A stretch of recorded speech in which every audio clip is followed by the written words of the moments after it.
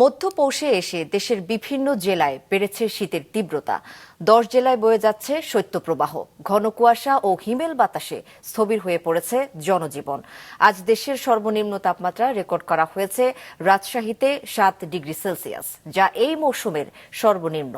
Desk রিপোর্টে বিস্তারিত। সারা দেশে বেড়েছে শীতের তীব্রতা। হিমেল বাতাস আর ঘন কুয়াশায় বিপর্যস্ত উত্তরের জনপদ। আজ দেশের সর্বনিম্ন তাপমাত্রা রেকর্ড করা হয়েছে রাজশাহীতে 7 ডিগ্রি সেলসিয়াস, যা এই মৌসুমের সর্বনিম্ন। তীব্র শীতে কাবু হয়ে পড়েছে ছিন্নমূল ও খেটে খাওয়া মানুষ।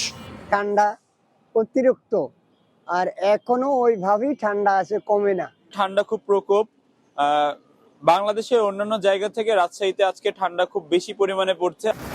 7.5 ডিগ্রি সেলসিয়াস তাপমাত্রায় কাঁপছে চুয়াডাঙ্গা। তীব্র শীতে প্রয়োজন ছাড়া ঘর থেকে বের হচ্ছেন না অনেকে।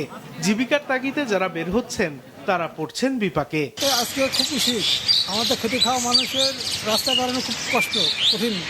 কুয়াশা তো ভালো বাজায়, বৃষ্টি পড়ছে। যশোরে আজ সর্বনিম্ন তাপমাত্রা রেকর্ড করা হয়েছে 9.2 ডিগ্রি সেলসিয়াস। তীব্র শীত ও ঘন কুয়াশায় নোয়াপাড়া নদী বন্দরে পণ্য খালাসে জটিলতা দেখা দিয়েছে। কনকনে শীতে আসা অসম্ভব হয়ে যাচ্ছে। আইসে রাস্তায় গাড়িগুলো না পাওয়ার কারণে কাজে লেট হয়। দিনাজপুরে তাপমাত্রার পারদ নেমেছে 9 ডিগ্রি সেলসিয়াসে। হিলি সহ বিভিন্ন উপজেলায় বৃষ্টির মতো ঝরছে শিশির।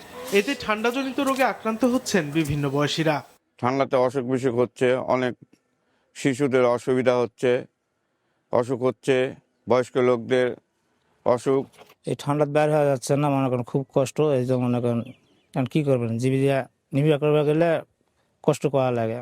আগামী কয়েকদিন জেলায় শৈত্যপ্রবাহ অব্যাহত থাকতে পারে বলে জানিয়েছে আবহাওয়া অফিস।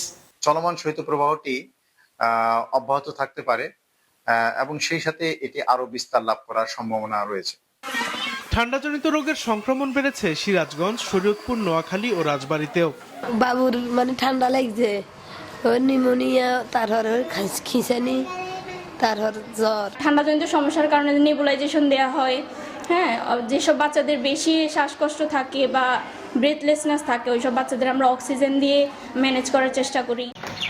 শীতের দাপট বেড়েছে পটুয়াখালী, নেত্রকোনা, শেরপুর, বাগেরহাট, লক্ষ্মীপুর, রাঙামাটি সহ দেশের বিভিন্ন এলাকায়। সাদেকুর রহমান সিদ্দিকী, মাছরাঙা, নিউজ ডেস্ক।